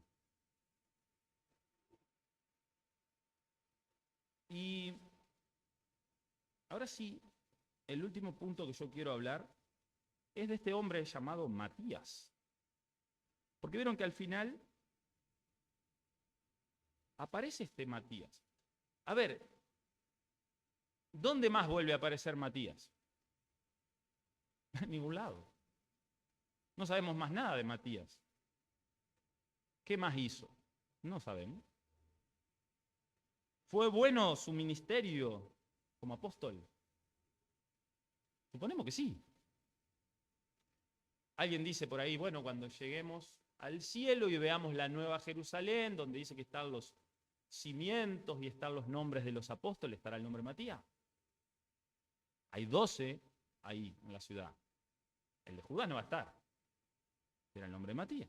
Algunos dicen, no, debe ser el de Pablo. Saben que algunos critican esto, dicen que Pedro se apuró. Dicen, Pedro como siempre se apuró. Si hubiera dejado Pedro, Pablo era el número 12. Algunos lo defienden, ¿no? Dicen eso. Acá no dice nada de que Pedro se haya apurado. Dios no hace ninguna corrección acá. Sí dice que había unos requisitos. Vieron que hoy por hoy es muy común personas que de algún modo se autodenominan apóstoles, pero acá había unos requisitos que se tenían que cumplir para que uno fuera apóstol.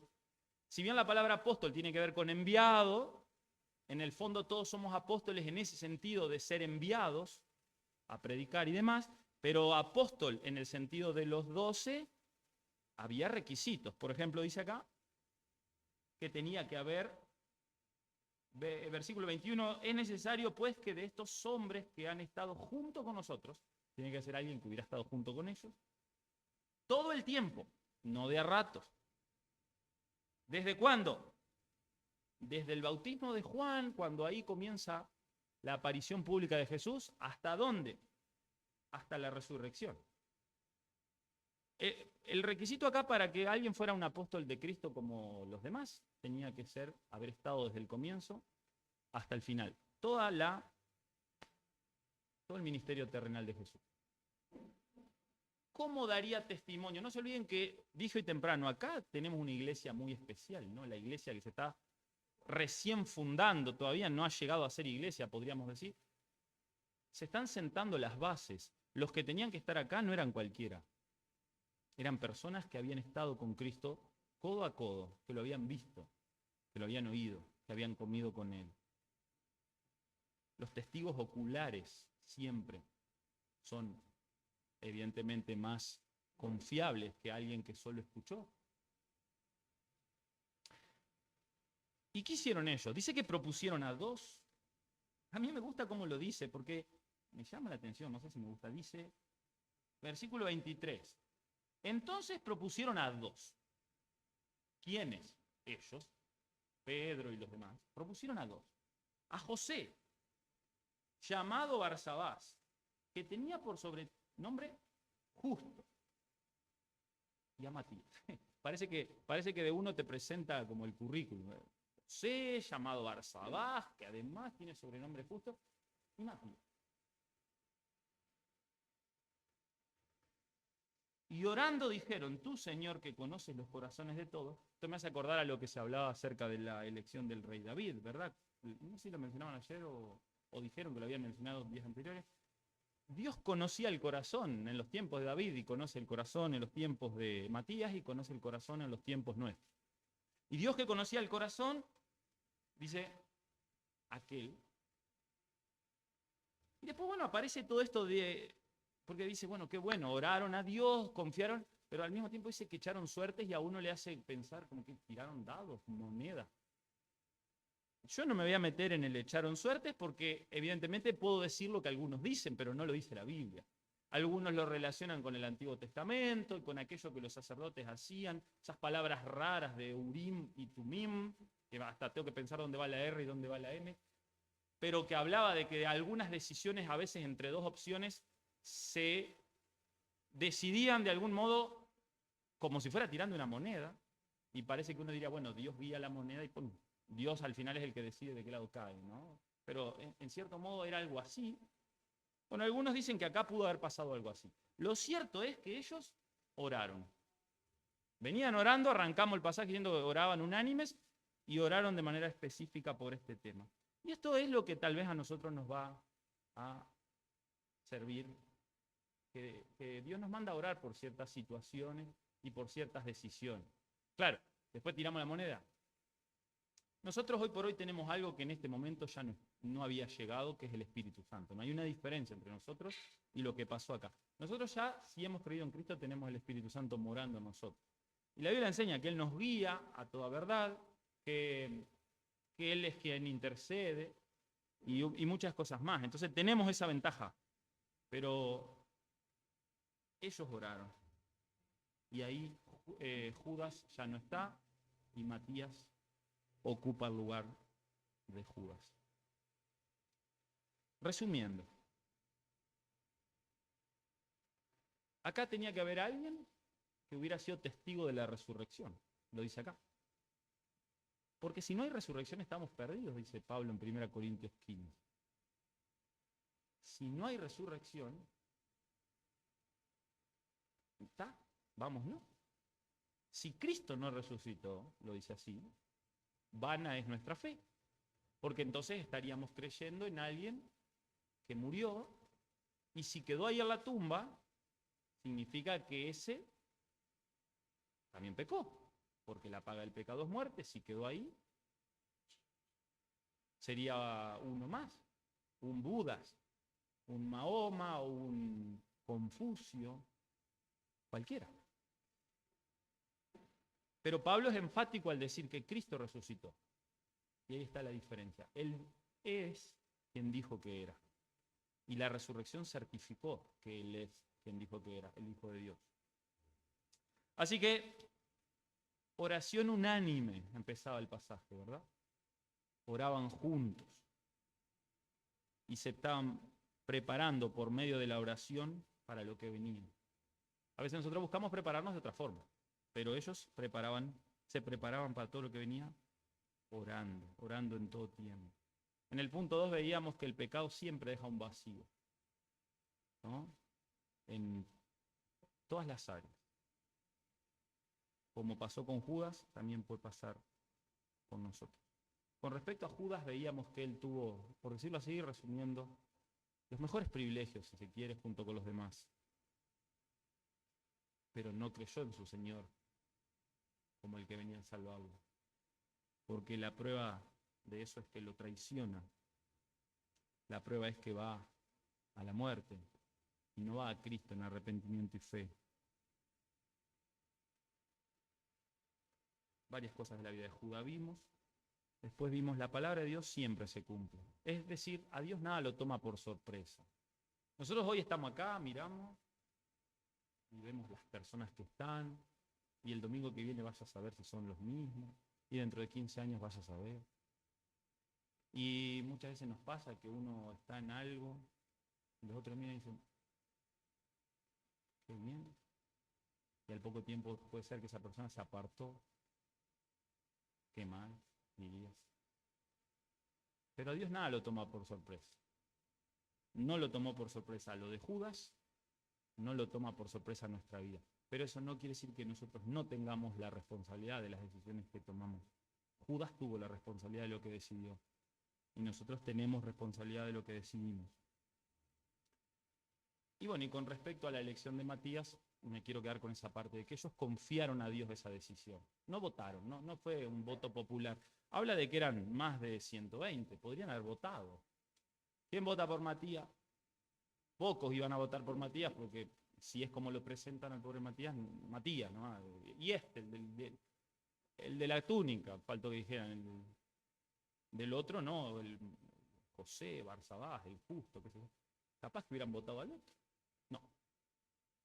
Dios es el que elige y ellos oran sabiendo que Dios era quien tenía la última palabra. La Biblia nos enseña que el hombre hace planes, el hombre dispone, pero está en Dios que esas cosas se lleven a la práctica o no.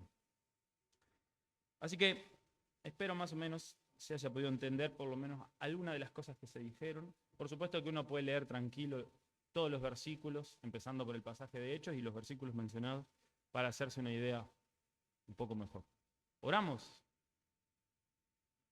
Señor Dios Todopoderoso, oramos a ti en el nombre de Jesús, porque es el único camino a ti. La Biblia nos enseña que Cristo vino justamente a este mundo para hacer Él el camino, la verdad, la vida. Y no hay otra manera de ir a ti, excepto por Cristo. Pensar que podemos llegar a ti por nuestra religión, pensar que podemos llegar a ti por nuestro esfuerzo, pensar que podemos llegar a ti simplemente porque somos buenas personas o porque así nos consideramos, es una mentira y es engañarnos.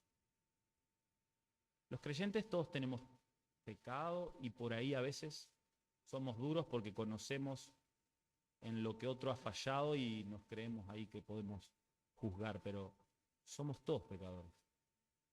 Y la única forma de tener acceso a ti, que eres Dios santo, es por medio de Jesús. ¿Qué debo hacer para ser salvo? Preguntaron. Cree en Jesucristo y serás salvo, le respondieron. porque es quien vino a rescatarnos. Y no nos ha dejado solos, porque la Biblia dice que Él se fue al cielo, que prometió volver, pero que ha dejado a su Espíritu Santo, que obra primeramente en el mundo incrédulo para convencer a las personas de pecado, de justicia y de juicio. Y si hay hoy, Señor, acá, en este lugar, si hay alguien que todavía está en esa condición, si hay alguien que todavía no ha creído en Cristo como Salvador, si hay alguien que no se ha reconocido pecador y perdido, te rogamos, Señor, te rogamos que tu Espíritu Santo lo convenza de pecado, de justicia y de juicio. Que si es necesario se pase todo el día pensando en eso. Que si es necesario no pueda dormir tranquilo. Porque mejor es no dormir una noche que estar en el infierno eternamente. Obra tú para salvación en aquel que aún no ha creído en Cristo. Y para aquel que sí, para aquel que ya forma parte de tu pueblo, la iglesia, también te pedimos que tu Espíritu obre.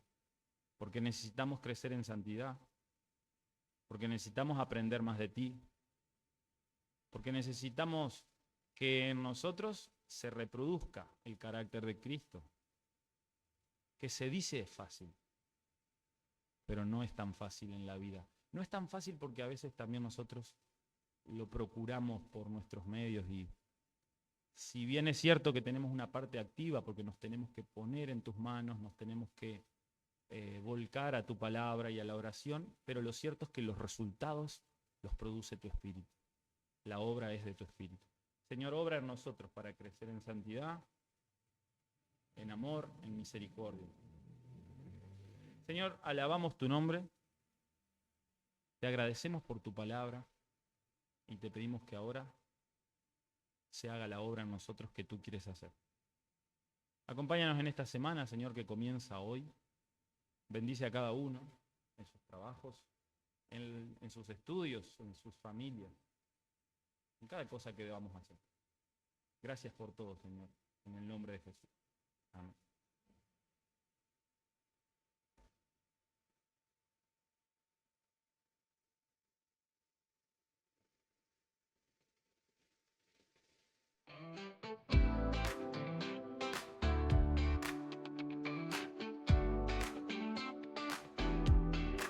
Solo tú eres digno de gloria, Santo Señor, digno de suprema alabanza. Todo mi ser exalta tu gran nombre, Dios. Cristo, te entregaste por mi salvación. Cristo, no hay otro nombre igual. Del pecado me libraste. Cristo, tus promesas abrazaré.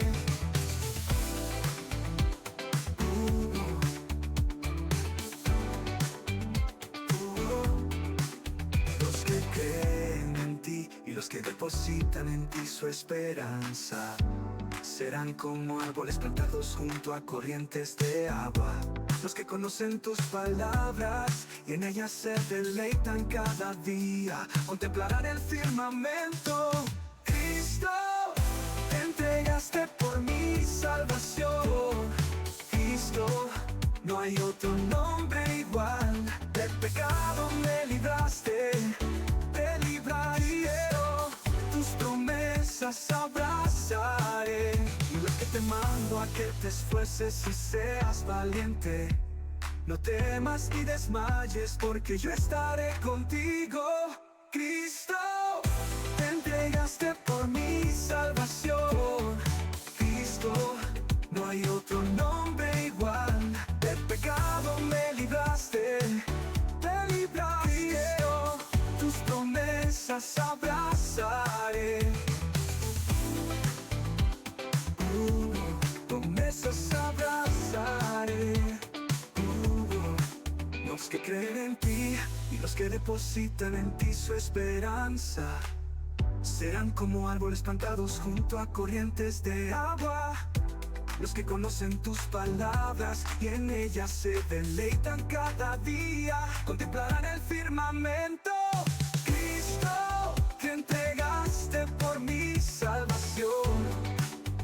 hay otro nombre igual. Del pecado me libraste, Cristo, tus promesas abrazaré. Mira que te mando a que te esfuerces y seas valiente.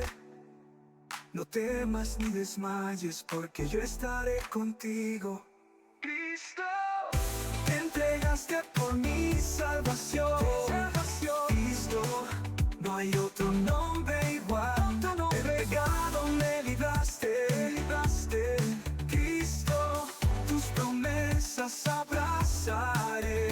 Mira que te mando a que te esfuerces y seas valiente. No temas ni desmayes, porque yo estaré contigo. Cristo, te entregaste por mi salvación. Cristo, no hay otro nombre igual. Del pecado me libraste. Cristo, tus promesas abrazaré.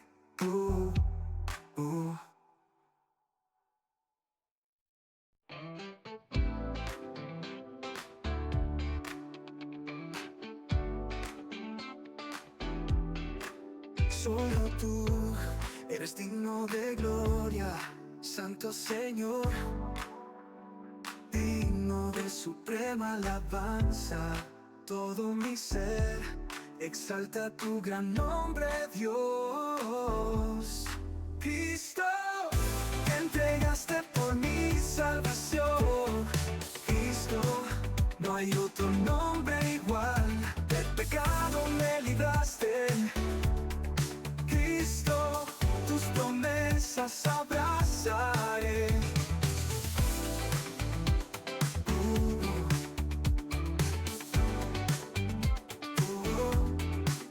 Los que creen en ti y los que depositan en ti su esperanza serán como árboles plantados junto a corrientes de agua. Los que conocen tus palabras y en ellas se deleitan cada día, contemplarán el firmamento.